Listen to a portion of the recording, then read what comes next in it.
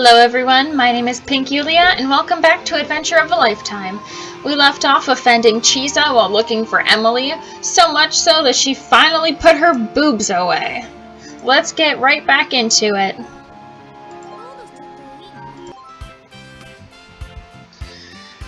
Here's to our reunion with Hiro. Cheers! Everyone brought their glasses together. I guess we're at the cafe. Yep, there we are. And this is a cute little girl. She kind of looks like Chisa's younger sister, if I had to guess. They both have sea creature hairpins, and she kind of looks like Chisa. Welcome back, Hiroki. Welcome back! Wow, guys, you really didn't have to. Ha, don't be so modest. Come on, drink up. Ryota poured more juice into my glass. Grandma's cafe was open now, but about half the seats were reserved for my welcome back party. Some kids from the neighborhood and a few adults I recognized had gathered to celebrate. I was sure everyone just wanted a reason to get together and make a little noise. After a few of them had already split off from the group to hit the bottle.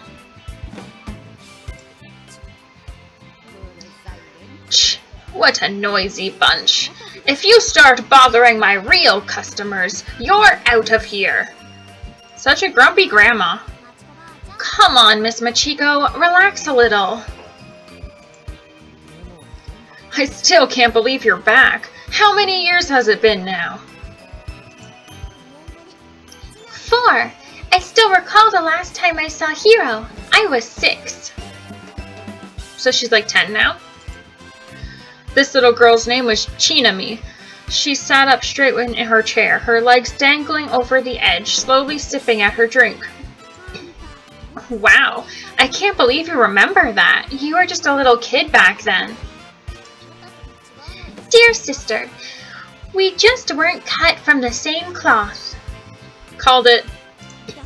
Hey, that's not something a dear sister would say. Chinami was Chisa's younger sister. She was a little, well, different. You've really grown, Chinami. What grade are you in now? Currently at the 4th grade. She's still pretty small, though. Aren't you the shortest one in your class? Well, that was completely unnecessary. Anyway, I'm sure I'll hit my growth spurt. Eventually. You gotta get out more, Chinami. Sitting in the house on the net all day is no good for a growing girl. Huh. Chinami gave an exhausted sigh. And those concepts are somehow related? Besides, I'm growing just fine. I have no desire to be all brawn and no brain. You sure don't speak like the other kids your age. Only 'cause she's always reading stuff on the web. Chinami had a good sense of humor, but sometimes I worried about how she'd get on later in life.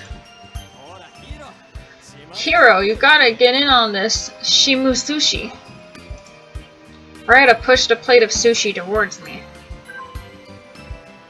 Shima sushi, a local dish in the Izu and Ogasawara Islands. It is a type of sushi made for warm places that used preserved fish. It is usually paired with karashi mustard and chili instead of wasabi. Shima sushi was a specialty dish here in Ogasawara. The slices of local fish are marinated, then put on sushi rice. Unlike regular sushi, it's eaten with mustard paste instead of wasabi. I don't know why they would put the info here saying that and then put this here saying that, but whatever. Apparently, it was originally brought here from Hachichojima in the Izu Islands. This taste brings back memories. Right? No one makes Shima sushi like my mom. Ryota's family ran a fishery, so when it came to seafood, he was an expert. A few other people also brought their favorite home-cooked ogasawaran dishes. Hey, you can't bring your own food in here! If you want a picnic, have it on the beach! I mean, I would say that she's being grumpy because she is, but like, at the same time she's not because this is her cafe, so they're just taking from her revenue. That is kind of rude. There's plenty more where that came from. Mom went all out when she heard you were back. Huh, so you're just going to ignore a poor old woman?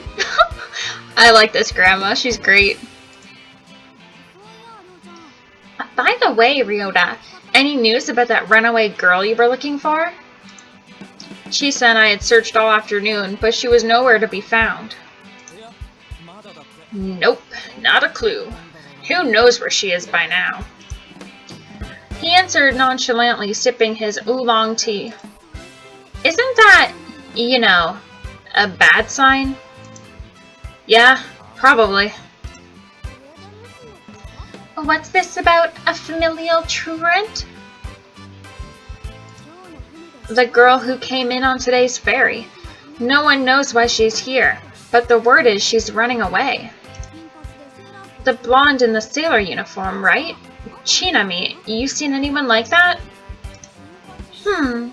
Blonde hair in a sailor uniform. Chinami's brows furrowed in concentration, as if she were trying to recall something. Forget it, you wouldn't be much help anyway. You hardly ever set foot outside the house. I bet you'd still be in your room right now if Hiroki wasn't here. Silence, dear sister. I'm traversing my mind palace now. She's so freaking adorable. You're such a brat. Meanwhile, I was slowly starting to panic. If something happened to Emily, it would be my fault for assisting her escape. To be honest, I would have left the party there and then if it were possible. Hey, Hiro! Chinami tugged on my sleeve. What's up, Chinami? This blonde. The sailor uniform wearing truant wouldn't happen to look like that person over there, would she? Chinami pointed shyly to the road by the cafe. Though she could be a bit pretentious around her sister, Chinami was pretty timid. This road could only take you to Omara Beach. The only reason to use it would be to travel between the beach and cafe. In the shadow of the roadside trees, a figure was looking this way. Huh? Hey! Uh-oh. The moment our eyes met, Emily vanished behind a tree. You're looking for someone like that, correct? Not someone like that. That is her! Great job, Chinami. I gave her a gentle pat on the head. Oh, I did good! She's so cute! But what was Emily doing over there? There was only one way to figure that out, so I walked over to where she was hiding. Huh? Hey! She's here! The blonde in the sailor uniform! What? Where? Oh no! Startled by Ryota's voice, Emily turned and ran. Wait! Emily! I dashed out of the cafe and tried to catch up. Good job, Ryota. Ryota, whatever your name is. Good job. Emily!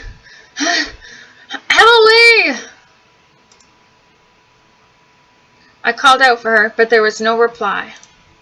I chased after her from the cafe, but I'd already lost sight of her. The others had joined me in the search, but were unable to find her. You find her? No. Me neither. Chisa and Ryota had searched in a different area. This is all your fault, Ryota. Anyone would be freaked out at someone carrying on like you did. My bad. I got excited. Ryota hung his head in shame, but even then, he was still taller than the rest of us. What I'd really like to know is why she was outside the cafe in the first place. She was probably hungry? Yeah, but why Machiko's cafe? She could have gone to a place back in town. She's on the run, remember? She'd want to avoid anywhere that's too busy. I may have invited her earlier. Huh? When we split, I told her about the cafe. She probably doesn't know the island well, so maybe she came to check it out. Chisa's expression looked grim. So, her name's Emily, huh? Yeah, Emily Shirase.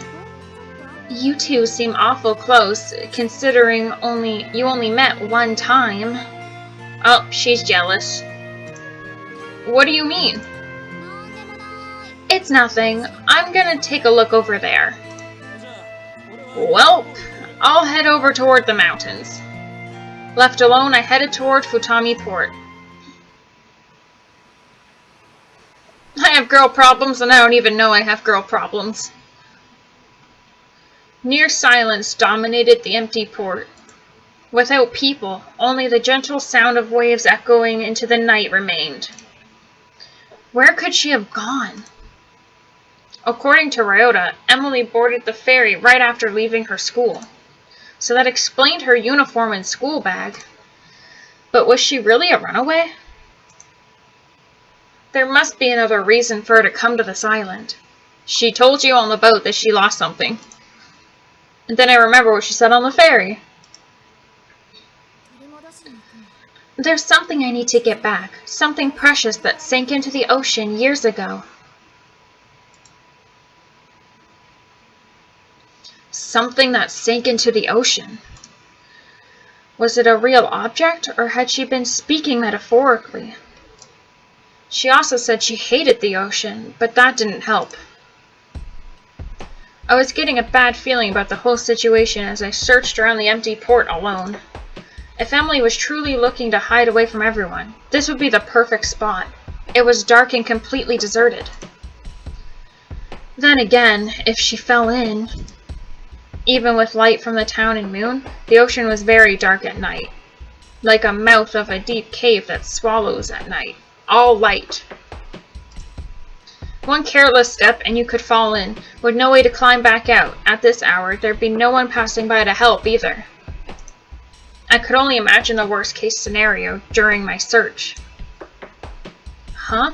Looks like there's someone by the lighthouse. Lighthouse! Known as the Blue Lighthouse, even though the beacon light used is green.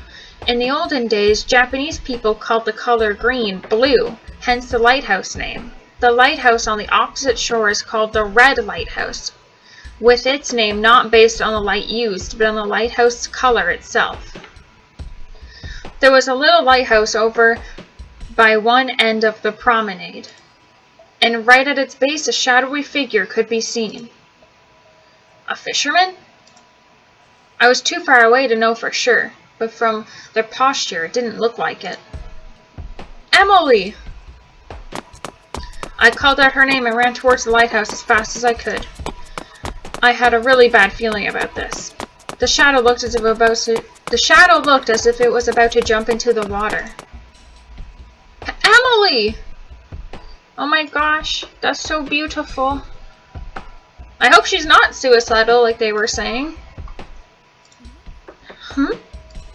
The shadow turned around to face me.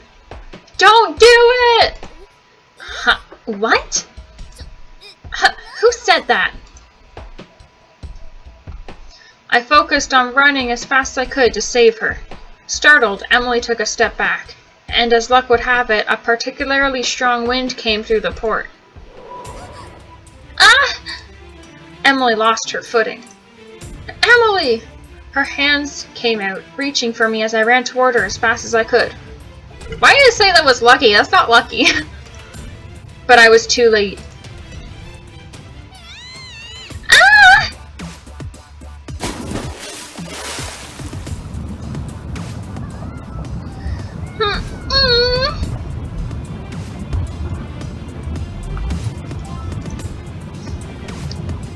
Emily. I think this art is so nice. I love how they do the bubbles and all the shading for the water. Our hands clasped together. Emily and I tumbled into the sea. And as she sank deeper, I tried to gather her into my arms, but...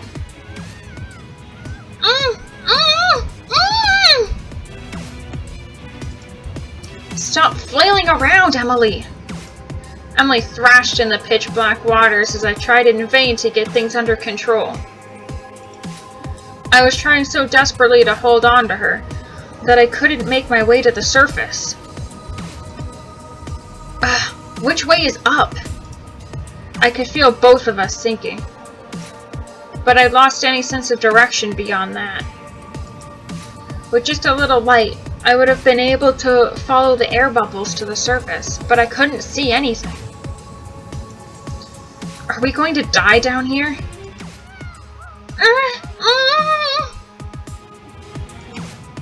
Eventually, Emily stopped squirming around. But she hadn't calmed down. She just didn't have the energy to resist anymore. Emily. I squeezed her in my arms, trying to tell her not to give up hope. Hero. I was certain that she couldn't see my face, and knew for a fact that I couldn't hear her, but I could have sworn she called my name. This time, when she started moving again, she moved her body closer to mine.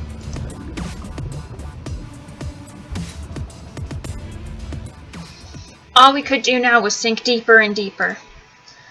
But at least we weren't alone, and we could feel a little human warmth right at the end. And that seems like a pretty good place to end it off, right on a cliffhanger. Thank you so much for watching, and I hope to see you next time. Bye!